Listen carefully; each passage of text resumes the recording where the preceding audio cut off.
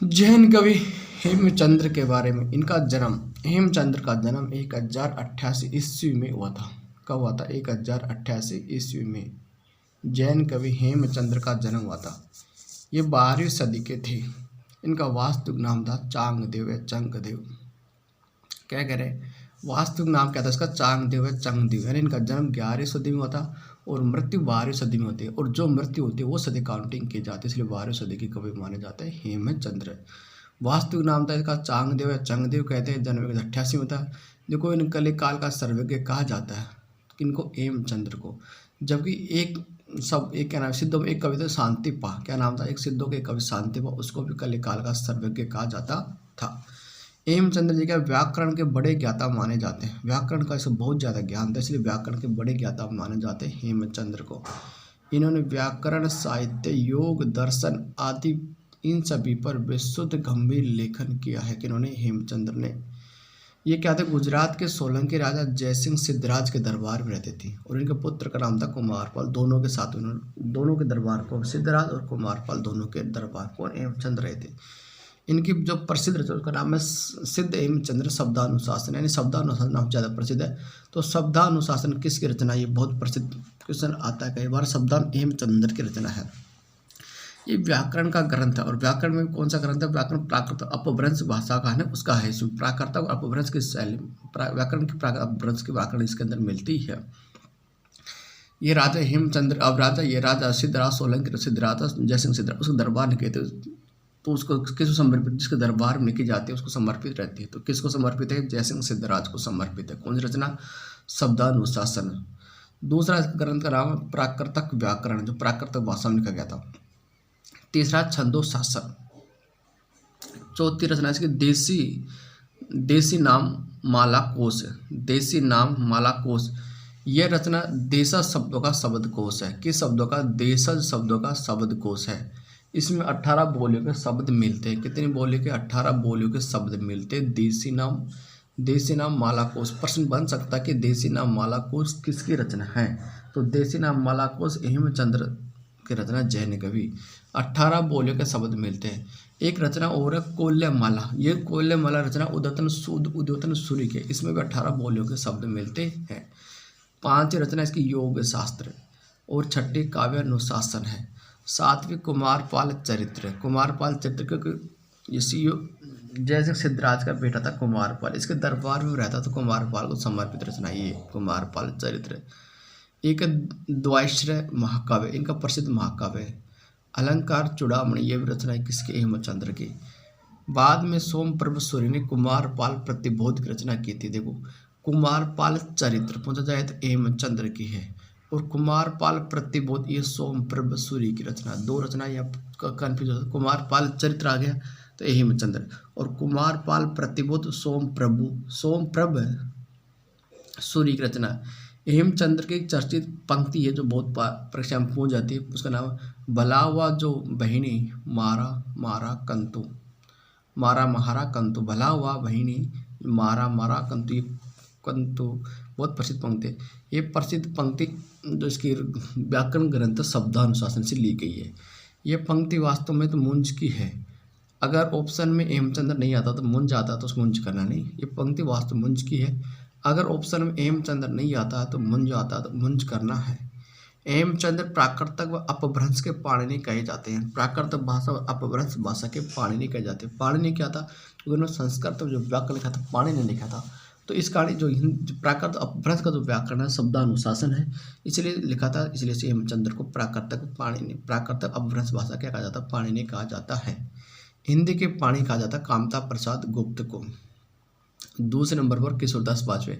हिंदी के पाणिनि हो गया कामता प्रसाद गुप्त हो गया, और प्राकृतक अपभ्रंश का हेमचंद्र हो गया। दूसरे नंबर पर ये पूछा जाए हिंदी के पाणिनि कामता प्रसाद गुप्त, और कामता प्रसाद गुप्त ने फिर दूसरे नंबर पर आएगा किशोरदास बाजपेयी। हिंदी शब्दानुशासन लिखा था किशोरदास बाजपेयी ने लिखा था। हिंदी शब्दानुशासन। देखो, शब्दानुशासन पर जाए कोई रचना आ गई तो वो रचना रहेगी हेमचंद्र की, जबकि हिंदी शब्दानुशासन आ जाए तो ये किशोरदास वाजपेयी की। जलहन ने लिखा था बुद्धि रासो। जलहन की रचना बुद्धि रासो किसकी है? जलहन की है। जबकि बुद्धि रास है ये किसकी है? शालिभद्र सूर्य की। देखो, जलहन के बुद्धि रासो किसकी, जलन की क्या है, बुद्धि रासो, जलन की रचना का नाम है बुद्धि रासो है। और बुद्धि रास है शालिभद्र सूर्य की रचना है। कलहण, कलहण नाम की रचना उसकी आबू रासो, आबू रासो कलहण की, कलहण आबू रासो। दलहन गए सुकुमाल रास, दलहन के हो गए गए सुकुमाल रास है। और रलहन की रलहन या रलह कवि की जिन दत्त चौपाई, देखो रचना मोस्ट है। बुद्धि रास और जलन, आबू रास और कलहण, गए सुकुमाल रास दलहन, रलहन जिन दत्त चौपाई। बुद्धि रास शालिभद्र सूर्य की रचना का नाम है। और एक है पलहन, पलहन आबू रास है, देखो आबू रास पलहन के, आबू रासो कलहन की रचना है। आबू रासो कलहन के, आबू रास पलहन के, पलहन की रचना है ये। जिन दत्त सूरी, जिन दत्त सूरी, जिन दत्त चौपाई तो रलहन की, और जिन दत्त सूरी ने लिखी थी उपदेश रसायन रास, उपदेश रसायन रास, जिन दत्त सूरी को लिखी थी उपदेश रसायन रास। जिन धर्म सूरी ने लिखी थी, जिन धर्म सूरी ने स्तुली भद्र रास, देखो स्तुली भद्र रास, जिन धर्म सूरी और जिन दत्त सूरी अलग अलग है दोनों। जिन दत्त सूरी ने उपदेश रसायन रास लिखा था और जिन धर्म सूरी ने स्तुली भद्र रास लिखा था। विजय सेन सूर्य ने रेवत गिरी रास, रेवत गिरी विजय हो गई तो रेवत गिरी रास हो गए, विजय सेन सूर्य रेवत गिरी रास हो गए। जिन पदम सूर्य, जिन पदम सूर्य लिखे थे थूली भद्र फागु, क्या नाम होगा, थूली भद्र फागु, जिन पदम सूर्य ने रचना लिखी थूली भद्र फागु है। हरिभद्र सूर्य ने नेमिनाथ चरियु लिखा, नेमिनाथ चरियु हरिभद्र सूर्य ने लिखा। और नेमिनाथ चौपाई लिखी थी विनय चंद्र सूर्य ने, देखो दो रचना है, एक तो नेमिनाथ चरियु हरिभद्र सूर्य ने और नेमिनाथ चौपाई विनय चंद्र सूर्य ने लिखा था। विमल चंद्र सूर्य लिखते पवम चरियु, पवम चरि ओम, पवम चरि ओम, यह विमल चंद्र सूर्य की रचना है। देखो स्वयंभू को अपभ्रंश का वाल्मीकि कहते हैं, पुष्पदंत को अपभ्रंश भाषा माँ के वेदव्यास कहते हैं और हेमचंद्र को अपभ्रंश भाषा क्या कहते हैं, पाणिनि कहा जाता है। अब है नेमिनाथ चरियु हरिभद्र सूर्य की रचना है। नेमिनाथ चरियु, नेमिनाथ चौपाई विनय चंद्र सूर्य की है, चौपाई चौपाई शैली में लिखी गई है। नेमिनाथ फागु राजशेखर सूर्य की, नेमिनाथ फागु राजशेखर सूर्य के, नेमिनाथ फागु। और नेमिनाथ राज सुमति गण, सुमति गुणी है, सुमणि गुणी, सुमति गुणी है नेमिनाथ रास, ठीक है। किसी रचना में पहली बार 12 मासा का वर्णन मिलता तो वह रचना नेमिनाथ चौपाई है। और नेमिनाथ चौपाई विनय चंद्र सूर्य की रचना है, किसकी है, विनय चंद्र सूर्य की रचना का नाम है नेमिनाथ चौपाई। नेमिनाथ चरियु या हरिभद्र सूर्य के और नेमिनाथ चौपाई विनय चंद्र सूर्य रचना। इस रचना पहली बार 12 मासों का वर्णन मिला, उसका नाम है नेमिनाथ चौपाई, विनय चंद्र सूर्य की रचना का नाम है नेमिनाथ चौपाई। इसमें पहली बार 12 मासा पद्धति का वर्णन मिलता है। हिंदी में पहली बार 12 मासा वर्णन प्रयोग किया तो वह बिसलदेव रासो। यदि को केवल ये पूछा जाए 12 मासा, वो नेमिनाथ चौपाई की अपभ्रंश भाषा की रचना है, विनय चंद्र सूर्य की। और हिंदी में पूछा जाए तो 12 मासा का प्रयोग बिसलदेव रासो लिखा था, बिसलदेव रासो वो, और ये कार्तिक माह से शुरू होता है। कौन से महीने से, कार्तिक महीने से शुरू होता है, इसका महीना पहला महीना कार्तिक आता है बिसलदेव रासो में। हिंदी में बड़े व्यापक और मार्मिक ढंग से पहली बार 12 मासों का वर्णन अगर किस रचना में होता है पद्मावत है। और हिंदी में वैसे तो शुरू मिलता किससे, बिसलदेव रासो से, और इसका महीना शुरू कार्तिक से। यदि बड़े रूप से मार्मिक ढंग से किसी रचना में, उसका नाम है पद्मावत। और पद्मावत का जो 12 मासा पहला महीना आषाढ़ माह से शुरू होता है। हिंदी में पहली बार व्यापक ढंग से 12 मासों का वर्णन काम पर मिलता है और पृथ्वीराज रासो में। हिंदी में पहली बार व्यापक ढंग से, व्यापक मार्ग और पृथ्वी रासो में। पहला रास ग्रंथ कौन सा, रिपुदान रास है, कौन सा, रिपुदान रास, पहला रास ग्रंथ रिपुदान रास है। यह रचना संस्कृत भाषा में लिखा गया था, रिपुदान रास संस्कृत भाषा में लिखा गया था, पहला रास ग्रंथ है ये। रास परंपरा, रास ग्रंथों की विधिवत परंपरा की विधिवत शुरुआत किस रचना में मानी जाती है, उसका नाम उपदेश रसायन रास है। पहला रास ग्रंथ रिपुदान रास है, जबकि रास परंपरा का विधिवत मास में लगातार रास परंपरा ग्रंथ शुरू हो गया था, उसका नाम था उपदेश रसायन रास। इस उपदेश रसायन रास के बाद में रास परंपरा के ग्रंथ शुरू हो गए थे। उपदेश रसायन रास लिखा था जिन दत्त सूर्य ने लिखा था, उपदेश रसायन रास जिन दत्त सूर्य की रचना का नाम है। और इसको अपभ्रंश में एस रसायन भी कहते हैं। उपदेश रसायन को एस रसायन के नाम से जाना जाता है। रास परंपरा का सर्वश्रेष्ठ ग्रंथ है भरतेश्वर बाहुबली रास है, कौन सा है, रास परंपरा का सर्वश्रेष्ठ ग्रंथ है भरतेश्वरी बाहुबली रास। 3 ग्रंथ हो गए। रास परंपरा का पहला ग्रंथ रिपुदान रास है। विधिवत उपदेश रसायन रास जिनदत्त सूर्य ग्रंथ से माने जाते हैं। जबकि सर्वश्रेष्ठ ग्रंथ भरतेश्वर बाहुबली रास और ये रचना शालिभद्र सूर्य के ग्रंथ है भरतेश्वर बाहुबली रास। ये सर्वश्रेष्ठ ग्रंथ है रास परंपरा का। रास परंपरा में पहला ऐतिहासिक रास ग्रंथ कौन सा? पंच पांडव चरित्र रास शालिभद्र सूर्य का ही है। ऐतिहासिक यानी इतिहास से संबंधित कोई ग्रंथ है। रास परंपरा का पहला ग्रंथ है, उसका नाम पंच पांडव चरित्र रास। ये भी शालिभद्र सूर्य का ही ग्रंथ है। यानी शालिभद्र सूर्य का सर्वश्रेष्ठ रास ग्रंथ है भरतेश्वर बाहुबली रास और ऐतिहासिक पहला ऐतिहासिक ग्रंथ है पंच पांडव रास। ये शालिभद्र सूर्य का ही ग्रंथ है। शालिभद्र सूर्य शालिभद्र सूर्य का प्रसिद्ध रचना भरतेश्वर बाहुबली रास। तो रास परंपरा का सर्वश्रेष्ठ ग्रंथ है भरतेश्वर बाहुबली रास। इस भरतेश्वर बाहुबली रास में 205 छंद है और ये लिखा गया था 1184 ईस्वी में। बहुत इंपॉर्टेंट डेट है, 1184 ईस्वी में यानी 12वीं सदी में। भरतेश्वर बाहुबली रास कब लिखा गया था? 1184 ईस्वी में। कितने छंद है? 205 छंदों में। बुद्धि रास, देखो बुद्धि रास शालिभद्र सूर्य का और बुद्धि रास जलहन की है। जलहन की बुद्धि रास है और बुद्धि रास है। बुद्धि रास शालिभद्र सूर्य का और बुद्धि रास रचना जलहन की है। पंच पांडव चरित्र रास ये ऐतिहासिक परंपरा से लिखा गया है। रास परंपरा का पहला ग्रंथ है पंच पांडव चरित्र रास। ये भी शालिभद्र सूर्य का है। भरतेश्वर बाहुबली रास रचना को गणपति चंद्रगुप्त ने हिंदी की पहली रचना माना है। गणपति चंद्रगुप्त ने किस रचना को हिंदी की पहली रचना माना? भरतेश्वर बाहुबली रास। इसकी रचना 1184 ईस्वी में की थी और डॉक्टर गणपति चंद्रगुप्त जिसने हिंदी साहित्य वैज्ञानिक इतिहास लिखा था, यह कवि इसको भरतेश्वर बाहुबली रास को हिंदी साहित्य की पहली रचना मानते हैं। और भरतेश्वर बाहुबली रास रचनाकार कौन थे? शालिभद्र सूर्य थी। 1184 ईस्वी में लिखा गया ग्रंथ है। भरतेश्वर बाहुबली रास रचना के संपादक मुनि जिन विजय थे। कौन? इसका संपादन कार्य किया था मुनि जिन विजय ने किया था। किसने किया था? संपादक किया था मुनि जिन विजय ने। भरतेश्वर बाहुबली रास रचना शालिभद्र सूर्य ने की थी, जबकि इसका संपादक कार्य किया था मुनि जिन विजय ने किया था। मुनि जिन विजय ने रास परंपरा का पहला ग्रंथ भरतेश्वर बाहुबली रास को माना है और मुनि जिन विजय ने ही भरतेश्वर परंपरा का रास परंपरा का पहला ग्रंथ माना है। किसको? भरतेश्वर बाहुबली रास को माना है। आसगु को अगला कवि आसगु कवि है। इन्होंने लिखा था चंदन बाला रास। क्या लिखा था? चंदन बाला। आसगु कवि की रचना का नाम है चंदन बाला रास। यह रचना 1200 ईस्वी में लिखी गई थी जालोर जिले में। अपने जो राजस्थान का जो जालोर जिला है, जालोर में लिखी गई रास का चंदन बाला रास कब लिखी थी? 1200 ईस्वी में। किसने? आसगु नामक कवि ने लिखा थे।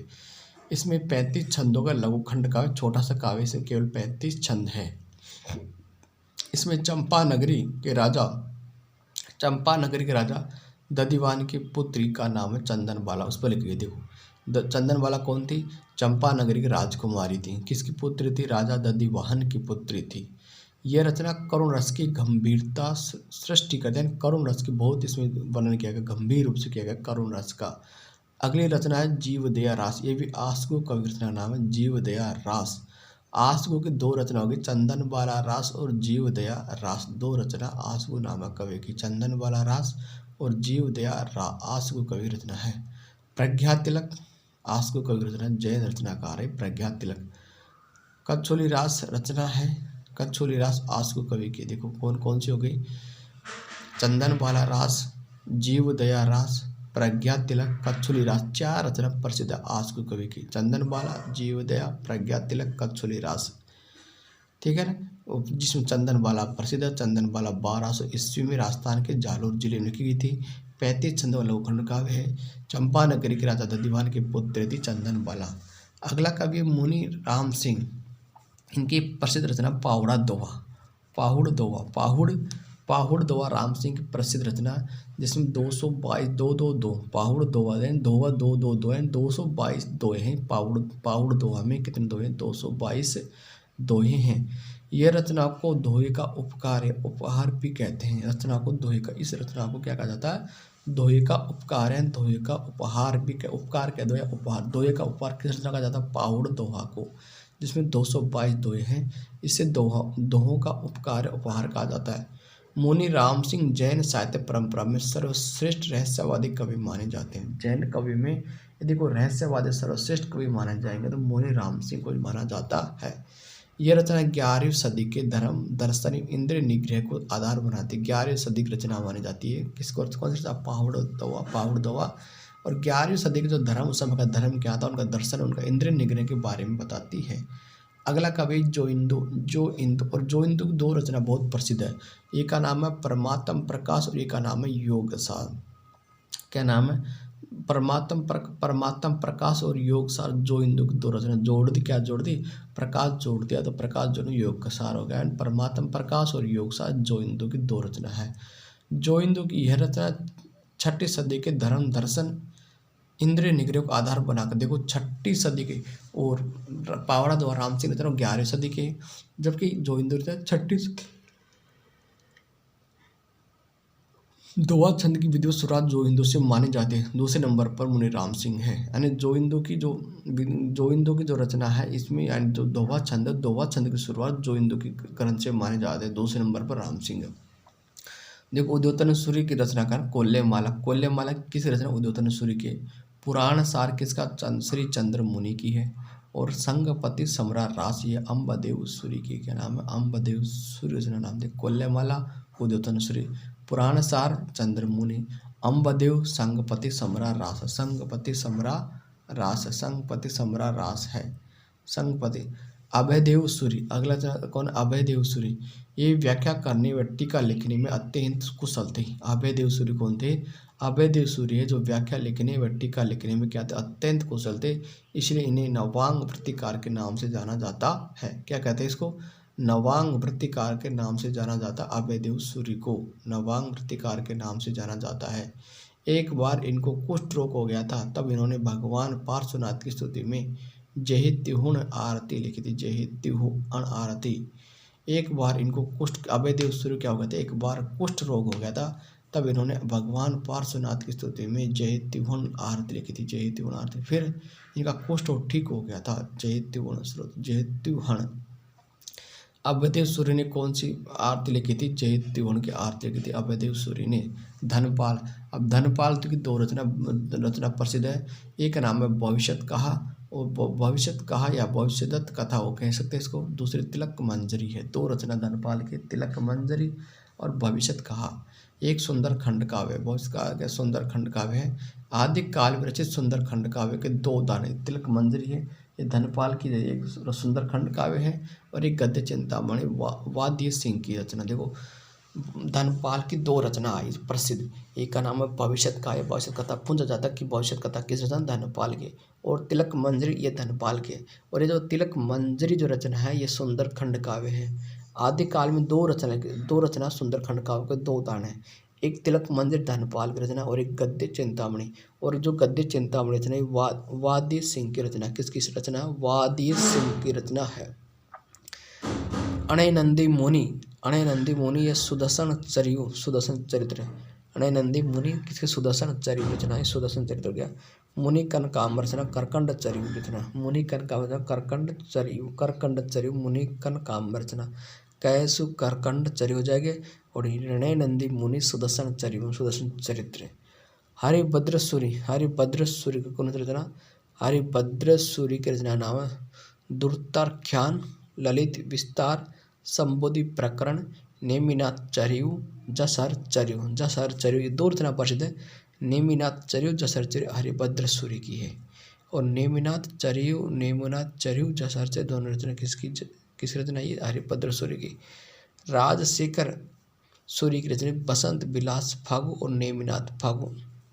देखो फागु, बसंत विलास फागु, नेमिनाथ फागु राजशेखर सूरी की है। ज्ञान पंचमी चौपई ये विधेणु की रचना। किसकी रचना? विधेणु रचना ज्ञान पंचमी चौपई है। विनय चंद्र सूर्य। देखो नेमिनाथ चरिव रचना किसकी? नेमिनाथ रचना हरिभद्र सूर्य की, और नेमिनाथ चौपई विनय चंद्र सूर्य की है। नेमिनाथ चरिव हरिभद्र सूर्य की, और नेमिनाथ चौपई विनय चंद्र सूर्य की। और नेमिनाथ रास सुमणि गुणी की है। सुमति गुणी कहते कोई सुमणि। ओवस माला कल्हाण छप्पई विनय चंद्र सूर्य की। ओवस माला कहाणे छप्पई।